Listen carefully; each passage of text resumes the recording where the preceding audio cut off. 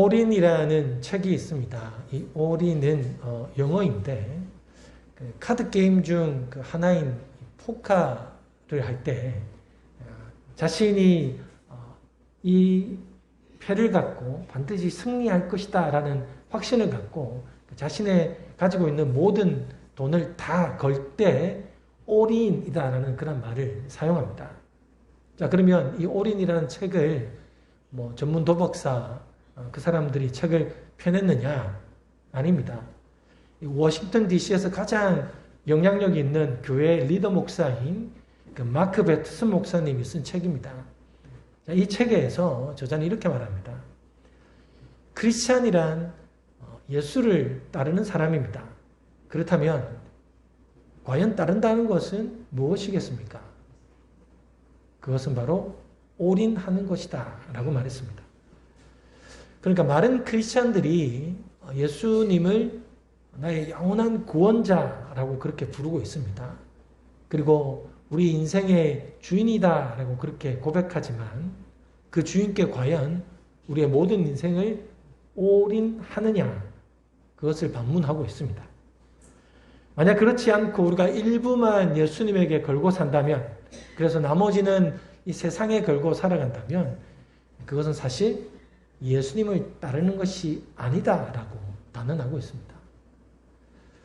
여러분에게 한번 물어보겠습니다. 여러분, 예수님이 우리의 영원한 구세주이십니까? 그러면 예수님이 우리 이 생과 내 생의 주인이심을 믿습니까? 자, 그러면 여러분 모든 것을 다 예수님께 드리고 따라갈 수 있겠습니까? 그죠? 대답이 적죠. 제가 다시 한번 여쭤볼게요. 자, 여러분의 믿음을 말씀하시는 겁니다. 여러분은 지금 예수 그리스도가 우리의 영원한 구세주, 구원자이심을 믿으십니까? 자, 그러면 그 예수가 지금 이 생과 내 생에 우리의 주인이심을 고백하십니까? 그러면 여러분 모든 것을 예수님께 드리고 예수님을 따르시겠습니까? 참 쉽지 않죠, 그죠? 여기에서 예스라고 말만 하는 사람 말고 정말 따르는 사람이 예수님께 올인하는 것이고 예수님을 따르는 자다라고 말씀합니다. 그 유럽의 식민지 정복 시대인 1519년 2월 19일 날 그 스페인의 탐험가 에르난 코르테스가 11척의 배와 그리고 13필의 말과 110명의 선원과 553명의 병사들을 데리고 멕시코를 향해 떠나게 됩니다. 자, 그리고 그가 멕시코 해안에 도착했을 때쯤 그곳 원주민들의 숫자는 대략 한 500만 명 정도 되었다고 합니다. 그러니까 이 스페인 탐험가가 데리고 간 군사와 멕시코에 있었던 원주민들과의 수적인 비율을 보면 거의 7,500대 1의 비율입니다. 그래서 스페인들의 그 병사들이 그 멕시코 원주민들을 이길 수 있는 확률은 사실은 거의 불가능하다라고 볼 수도 있는 상황입니다. 자, 그래서인지 이 사람보다 먼저 앞서 파견되었던 두 차례 원정대는 그 신세계 정착지를 만드는 것조차 실패하게 됩니다. 그러나 이 오르난 헤르난 코르테스는 남아프리카 대륙의 상당 부분의 땅을 차지하게 됩니다. 어떻게 그것이 가능했을까요? 그는 부하들에게 이 한 가지만 명령을 내렸습니다. 지금 바로 모든 배를 불태워라. 그의 부하들은 자신들이 타고 온 배들이 불에 타서 침몰하는 장면을 그냥 지켜보면서 이제 그런 생각을 하는 거죠. 이제 더 이상 후퇴는 없구나. 우리가 돌아갈 수는 없구나 라는 이 냉엄한 현실을 받아들이게 됩니다. 그러니 어떻게 하겠습니까? 죽기 살기로 그 신세계 땅을 얻기 위해서 싸우게 되고 결국 이기게 되었던 거죠. 이미 앞선 원정대가 2번이나 실패를 했습니다.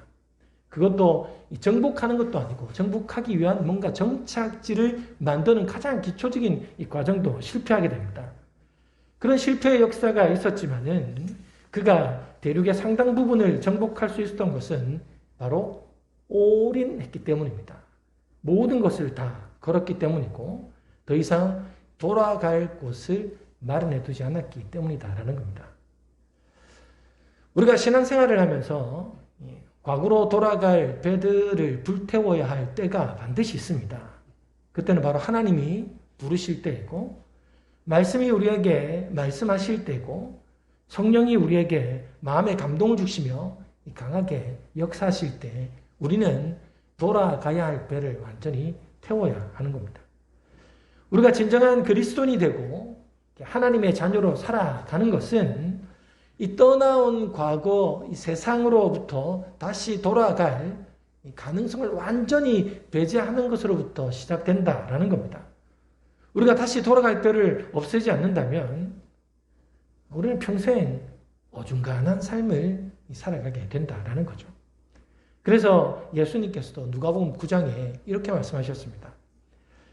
예수께서 이르시되 손에 쟁기를 잡고 뒤를 돌아보는 자는 하나님의 나라에 합당하지 아니하니라 하시니라. 그러니까 예수님을 따르는 사람은 쟁기를 버릴 수 있어야 합니다. 그렇지 않으면 우리는 평생을 그야말로 어중간한 그리스도인으로 살게 됩니다. 예수님을 따라 사는 것 같지만은 사실은 멀찍이 따라가는 사람일 수밖에 없다라는 겁니다. 오늘 본문에 베드로가 그랬습니다. 그는 예수님을 그야말로 멀찍이 따라갔던 사람입니다. 오늘 읽었던 54절에 보면 예수를 잡아 끌고 대제사장의 집으로 들어갈새 베드로가 멀찍이 따라가니라. 자, 그럼 우리 이렇게 반문할 수도 있습니다. 예수님을 따라가는데 우리가 멀찍이라도 따라가면 되는 것 아닌가라고 말할 수 있습니다. 자, 만약에 멀찍이라도 따라가는 것이 괜찮다면 베드로가 예수님을 멀찍이 따라가다가 예수님과 두 눈이 마주쳤을 때 그는 통곡하며 울진 않았을 겁니다. 그냥 예수님에게 조금 미안합니다라는 그런 제스처만 했을지도 모르겠습니다. 하지만 베드로는 멀찍이 따르는 자신의 모습이 예수님에게 드러나자 그 자리에서 통곡하며 울었습니다. 그래서 우리가 멀찍이 따른다는 것은 이방인과 다를 바 없고 또 심히 통곡하며 돌아가야 할 만큼 멀리 떨어져 있다라는 사실이기도 합니다. 근데 여러분, 지금 베드로를 보면 사실 베드로가 어떤 사람입니까? 정말 예수님께 더 가까이 나아감이 필요한 사람이다라고 보여집니까? 사실 그렇지 않습니다. 이제까지 베드로가 했던 고백을 보면 더 그렇습니다. 베드로가 대답하여 이르되 모두 주를 버릴지라도 나는 결코 버리지 않겠나이다. 내가 주와 함께 오게도 죽는 데에도 가기를 각오하였나이다. 주여, 내가 지금은 어찌하여 따라갈 수 없나이까? 주를 위하여 내 목숨을 버리겠나이다. 이런 고백을, 참으로 대단한 고백을 예수님께 한 사람이 바로 베드로입니다. 근데 베드로가 이렇게 말만 하셨던 사람이냐? 그렇지 않습니다. 먼저 행동하는 사람이기도 했습니다. 그래서 물 위에서 걸어오시는 예수님을 보면서 만약 당신이 예수님이라면 저도 물 위를 걷게 해주십시오 하고 먼저 나서서 생애 최초로 물 위를 걸었던 사람이 베드로이기도 합니다. 자, 그리고 마지막에 예수님을 잡으러 온 무리 중에 한 사람의 귀를 자르기까지 내가 예수를 목숨 다해 지키겠다라는 그런 대범함을 보였던 사람이 베드로입니다. 심지어 그런 베드로를 향해서 예수님께서 마태복음 16장에 보면 이렇게 말씀하십니다. 바요나 시몬아, 네가 복이 있도다. 이를 내게 알게 하니는 혈육이 아니요 하늘에 계신 내 아버지시니라. 또 내가 네게 이르노니 너는 베드로라. 내가 이 반석 위에 내 교회를 세우리니 음부의 권세가 이기지 못하리라. 예수님의 칭찬과 함께 그 베드로의 고백 위에 하나님의 교회를 세우겠다라고 할 만큼 베드로는 진심으로 예수를 따르는 그런 사람이었습니다. 그런 그였는데 어떻게 그는 예수님을 멀찍이 따라가고 있을까요? 그리고 군사도 아닌 그 주변에 있는 종들이 베드로에게 어떤 말을 할 때 베드로는 놀라서 부인하고 맹세하고 저주하면서 나는 예수를 모른다라고 부인하는 참으로 무기력한 안타까운 모습을 보이고 있습니다. 이 베드로의 고백을 통해서 보면 그는 분명 정말 예수님이 하나님의 아들이고 메시아로 오셨다라는 굳은 믿음에는 결코 추호도 의심이 없는 것 같습니다. 근데 문제는 뭐냐면 그와 동시에 그는 예수님을 통해서 세상에서 한 자리를 얻는 것을 기대하고 있었다라는 겁니다.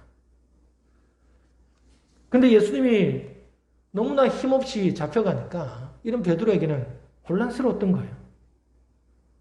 아니, 그전까지는 그렇게 죽은 자도 살리시고 무리를 걸으시며 죽은 자까지 살리시는 그런 놀라운 일을 행하시던 예수님이 이분만 따라가면 세상에 한 자리를 차지할 만큼 권력을 차지할 만한 사람이다라고 믿었는데 지금 끌려가는 모습을 보니 자기의 기대와는 너무나 다른 예수님의 모습을 보게 되는 겁니다.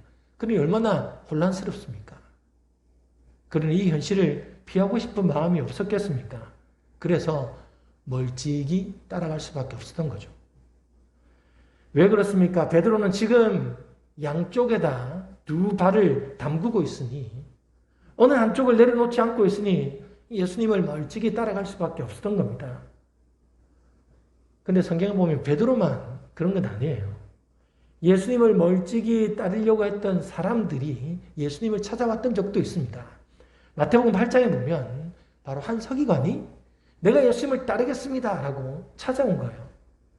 자, 그때 내용이 이렇습니다. 한 서기관이 나와 예수께 아뢰되 선생님이여 어디로 가시든지 저는 따르리이다. 예수께서 이르시되 여우도 굴이 있고 공중의 새도 거처가 있을 때 인자는 머리 둘 곳이 없다 하시더라. 자, 여기서 지금 찾아온 사람이 한 서기관입니다. 한 서기관이 예수님을 찾아왔다는 것은 상당히 파격적인 일입니다. 왜냐하면 당시에 그 유대 사회의 주류층 종교 지도자들 대부분이 누굽니까? 서기관들, 바리새인들, 사두개인들이 기득권을 가지고 있는, 권력을 가지고 있는 사람들입니다. 그리고 이 사람들은 다 예수님을 어떻게 하면 죽이려고 고민하던 사람들이었어요. 지난주 말씀처럼 그들의 온통 생각은 어떻게 하면 예수를 죽일까였던 겁니다. 자, 그런데 그 중에 한 사람인 한 서기관이 예수님을 찾아와서 그것도 내가 예수님을 따르겠습니다 라고 말한다는 것은 사실은 엄청난 일입니다. 그러면 그 상황을 보면 그런 거죠. 이 서기관은 지금 자기들이 누리고 있는 종교적인 권력의 기득권을 내가 예수 앞에서 내려놓겠다. 그리고 예수님을 따라가겠습니다 라고 말하는 것과 같은 겁니다. 자, 그런 사람이 지금 예수님을 따르겠다라고 하는데 그럼 예수님이 그래 따라오느라 아니면 너는 안 돼 라고 말하면 참 좋겠지만은 그렇게 말씀하지 않습니다. 뭐라고 하십니까? 여우도 굴이 있고 공중의 새도 거처가 있을 때 인자는 머리 둘 곳이 없다라고 말씀하시는 거예요. 이 말씀을 쉽게 풀이하면 뭡니까? 나는 그할 곳이 없는 사람이야. 나는 아무것도 가진 게 없는 사람이야. 나를 따라와 봐야 나는 별 볼 일 없는 사람이야 라고 그렇게 말씀하시는 것과 같은 겁니다. 자, 그렇다면 예수님이 이렇게 말씀하셨다라는 것은 바로 서기관의 마음을 아셨기 때문이다라는 겁니다. 고로 서기관은 예수님을 따름을 통해서 그야말로 굴도 거쳐도 뭔가 경제적 이득을 취하고자 하는 그 마음이 그 가운데 가득했기 때문에 예수님께서 그를 보시면서 나는 그 할 것도 없는 사람이야 라고 그렇게 말씀하시는 거예요. 다시 말하면 경제적 이득이나 또 다른 이익이 없으면 따르지 않을 수 있는 사람이라는 것을 예수님은 잘 알고 계셨던 겁니다. 그렇게 서기관이 양쪽에다가 발을 담그고 있으니 사실은 예수님을 전적으로 따를 수 없는 사람이었던 거죠. 자, 그런데 이 서기관 외에 또 다른 사람도 바로 예수님을 따르겠다고 찾아온 겁니다. 그 이후에 말씀해 보면 제자 중에 또 한 사람이 이르되 주여 내가 먼저 가서 내 아버지를 장사하게 허락하옵소서. 예수께서 이르시되 죽은 자들이 그들의 죽은 자들을 장사하게 하고 너는 나를 따르라 하시니라. 사실 예수님을 따른다고 해서 부모님 장례도 치르지 못하는 윤리적인 부분까지 다 저버려야 되는 것은 아닙니다. 예수님께서 이 말씀을 하시는 이 배경이 중요한 거예요. 자, 그리고 여기서 제자라고 했을 때는 12제자를 말하는 건 아닙니다. 왜냐하면 성경에도 보면 예수님의 제자들이 점점 공동체가 커졌습니다. 12제자, 70명의 제자, 120명의 제자, 그리고 나중에는 5,000명 앞에서 예수님께서 하늘로 들리는 그런 모습을 보면 점점 제자들의 수가 많이 늘어난 거죠. 자, 그런데 여기서 말하는 제자는 12제자는 아니고 아마 70명의 제자 중에 한 명 정도가 아닐까라고 생각해 볼 수 있습니다. 자, 근데 이런 사람이 예수님을 따르겠습니다 라고 하는데 예수님께서는 그래 따라오라라고 말하지 않고 뭐라고 합니까? 죽은 자들은 죽은 자들이 장사하게 하고 넌 나를 따라야 될 것이다. 그런 말씀을 하십니다. 그러니까 윤리적인 것을 포기하라는 그런 말씀은 아니에요. 그 배경이 어떠냐 하면, 자, 마태복음 8장 18절, 이 말씀이 시작할 때 배경입니다. 예수께서 무리가 자기를 애워싸는 것을 보시고 건너편으로 가기를 명하시니라. 이게 뭔가 하면 이제 제자들, 예수님을 따르는 사람이 무리가 너무 많아진 겁니다. 그리고 예수님은 이제 이 지역이 아니라 배를 타고 다른 곳으로 가시려고 하는 상황이라는 거죠. 그럼 지금 예수님은 떠나가시는 거예요. 떠나가는데 내가 예수님을 따르겠습니다 라고 하면서 뭐라고 하는가 하면 제가 지금 장사 좀 치르고 와서 예수님을 따르겠습니다 라고 이렇게 말하고 있는 겁니다. 그러니까 예수님께서는 지금 그렇게 말씀하는 거죠. 내가 지금 이곳을 떠나게 되면 이제 언제 만날지 모르는 겁니다.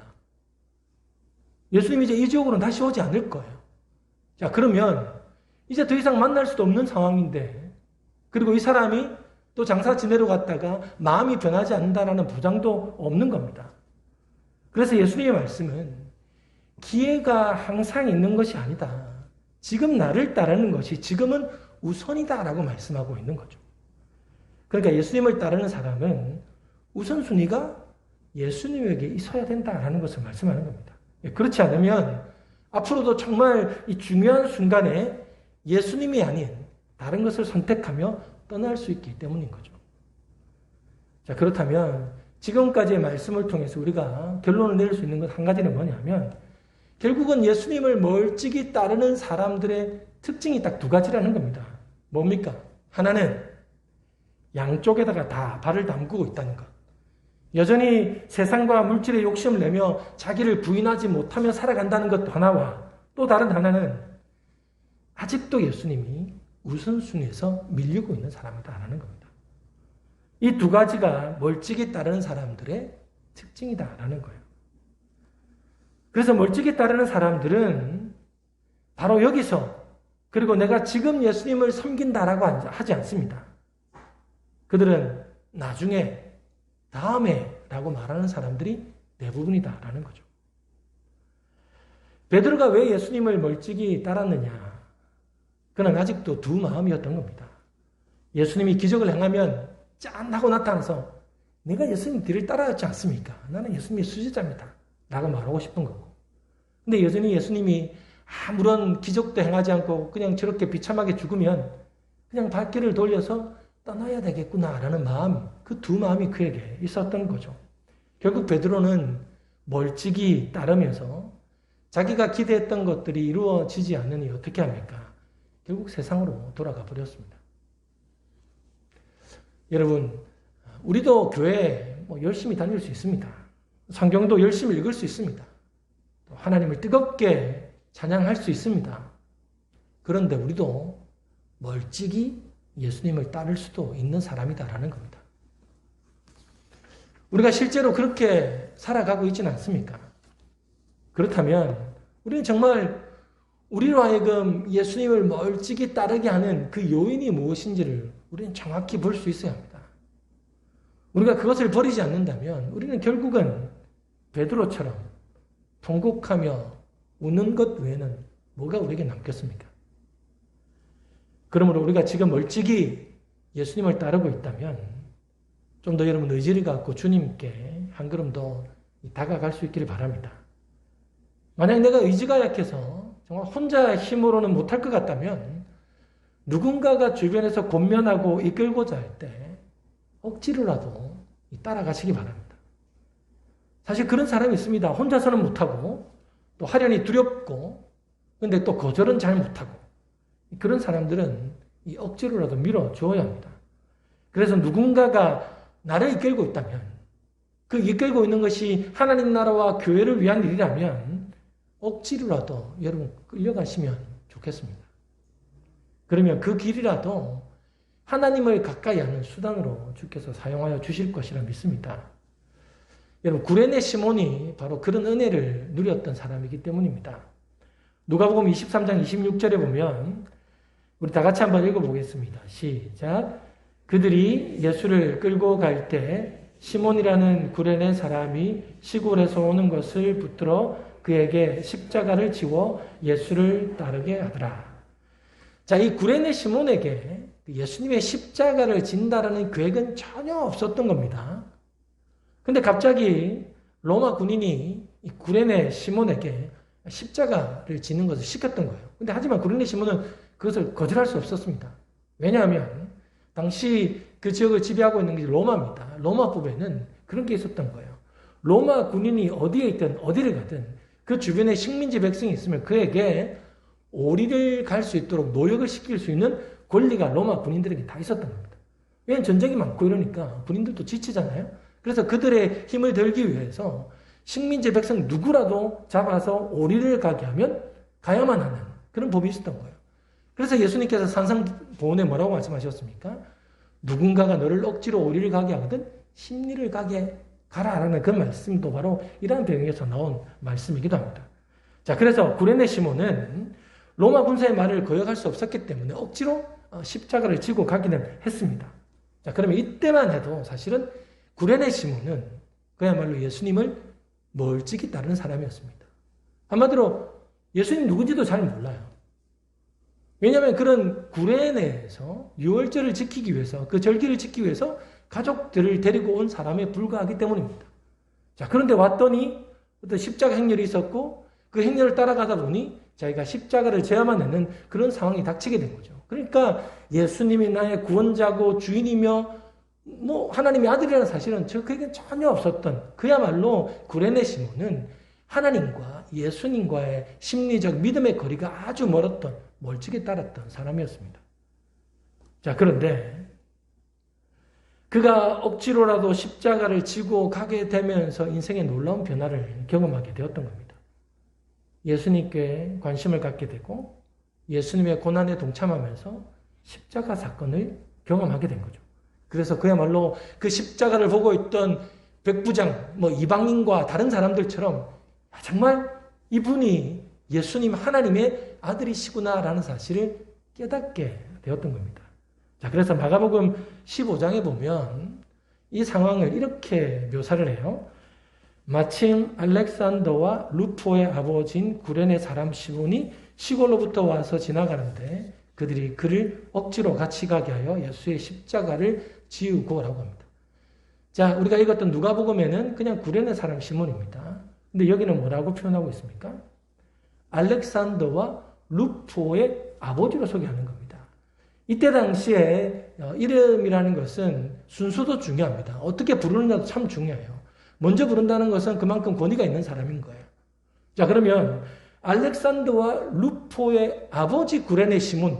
그러면 이미 이 구레네 시몬의 아들들은 당시에 초대교회 성도들 가운데서도 이름만 불면 알 만큼 믿음의 성장에 있는 종교적 지도자 가운데 거의 한 명이다라고 해도 과언이 아닌 사람이었다라는 것을 우리가 볼 수 있습니다.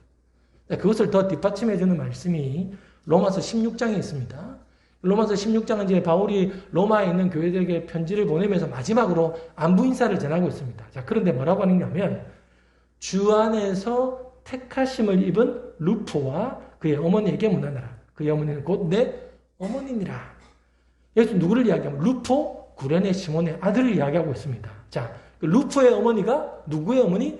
바울의 어머니다라고 이야기합니다. 그만큼 이 집안은 바울을 잘 섬겼고 이미 초대교회 내에서도 알려진 이 사람들의 이름만 되어도 사람들이 알만한 인정할 만한 믿음의 사람이었다라는 것을 알 수가 있습니다. 여러분, 마가복음은 그러니까 예수님이 십자가를 지시고 난 다음에 30년 후에 기록되어진 겁니다. 그죠? 그럼 예수님이 다 돌아가시고 난 다음에 30년 후에 이 마가복음을 기록한 거예요. 자, 그러면 구레네 시몬이 억지로 십자가를 졌던 것은 30년 전이잖아요. 그죠? 30년 전 일이고 30년 후에 마가가 그리고 누가가 이것을 기록합니다. 자, 근데 30년 후가 지났을 때 어떤 일이 생긴 겁니까?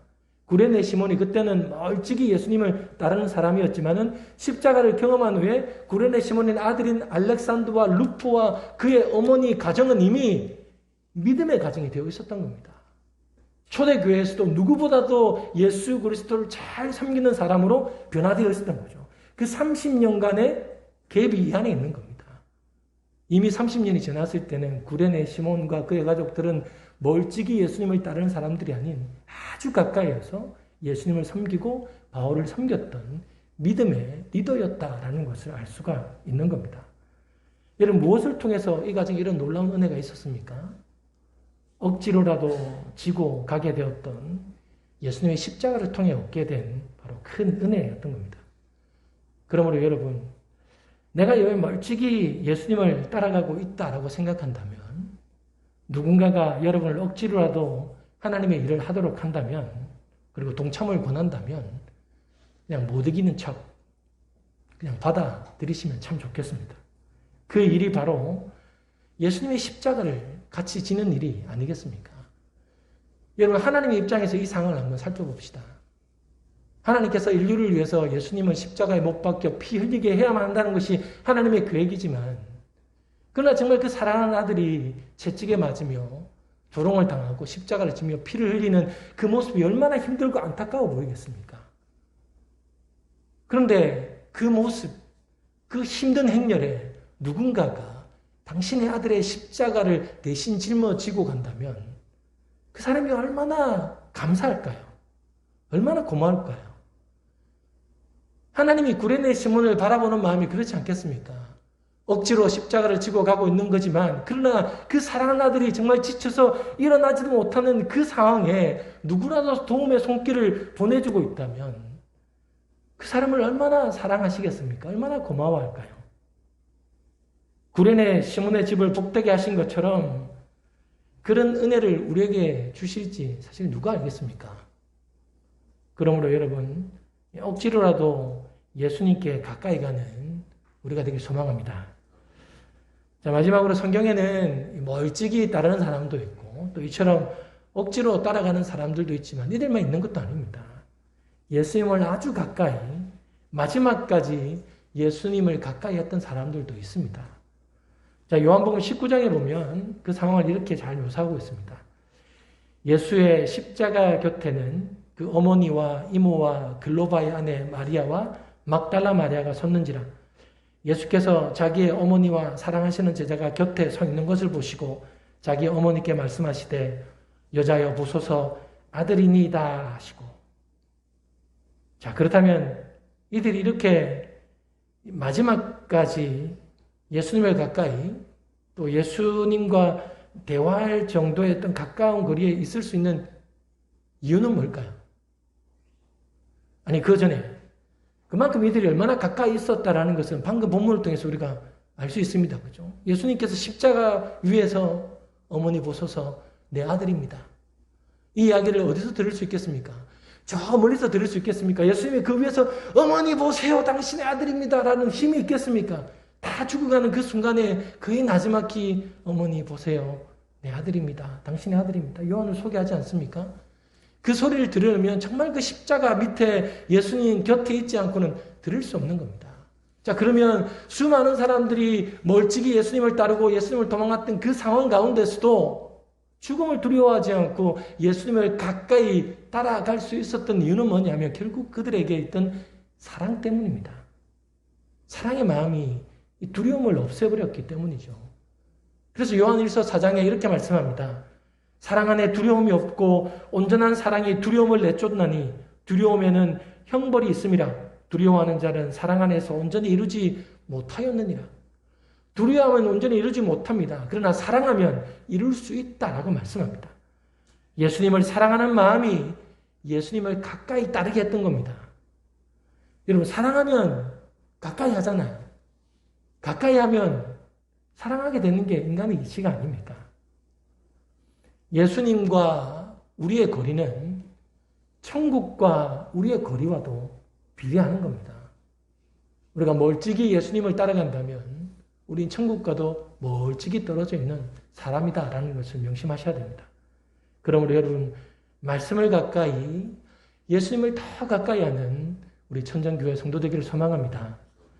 예수님과 어중간한 거리, 멀찍이 떨어져 있는 것은 이 크리스찬의 삶의 방식이 아닙니다. 우리가 걸어가야 할 길이 아니라는 거예요. 예수님이 우리를 위해 죽으셨다라는 것은 예수님은 이미 우리를 위해 올인 모든 것을 다 걸었다라는 말입니다. 예수님이 우리를 위해 모든 것을 내어놓으셨으니 모든 것을 다 내어놓으시고 우리를 부르시는데 우리가 멀찍이 예수님을 따른다면 우리는 예수님의 피를 헛되게 지금 흘리게 하고 있는 거예요.